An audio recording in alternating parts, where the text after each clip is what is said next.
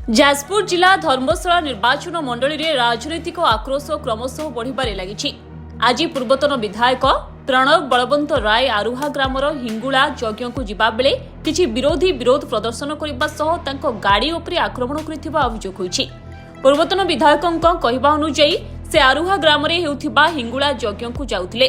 तांको उपरे आक्रमण करबा पई सेठरे किछि खणी माफिया प्रस्तुत होइथिबा से खबर पाइथिले।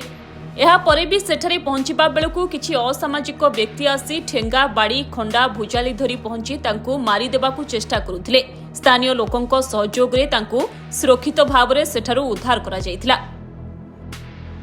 आज आरुआ माँ हिंगुला दर्शन करने जाइली और सेठी जिते पहुँचली सेठी आमर धर्मशाला विधायक समर्थक माने गुंडा माने विशेषकर मनोज सामल और रतिकांत जेना नेतृत्व में सेठी गुंडा माने आसिले और ठेंगा बाड़ी खंडा भुजाली सब धरिकी पहुँचले और सेठी मते जीवन रू मारिदेवाई चेष्टा करुले एवं से समस्त घटना घटिला बेले पुलिस भी मध्य उपस्थित थिला एवं धन्यवाद देवी आदिवा ग्रामवासी को जो मैंने मते निमंत्रण करथिले से माने आसी सेठी पहुँचले एवं मते सुरक्षित भावे सेठू उद्धार करके नेले एवं मो माँ का दर्शन कली एवं माँ का आशीर्वाद नहीं सेठू फेरिले। घटना को आम समस्ते निंदा करूँ धर्मशालावासी भी निंदा करवा दरकार आउ जो गोटे भूल निष्पत्ति नहीं आगू ये निष्पत्ति न नियंतु कारण गोटे जो शांत धर्मशाला थिला गोटे अशांत धर्मशाला एवं समस्त मन गोटे अशांति धर्मशाला चारिआडे कौन डेभलपमेंट ना केवल अशांति सृष्टि होची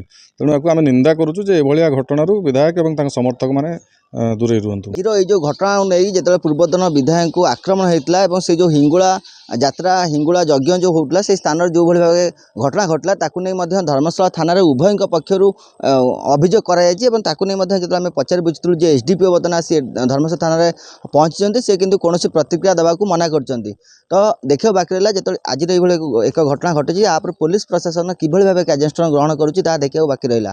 जाजपुर धर्मशाला शिवप्रसाद महांती, धरित्री लाइव।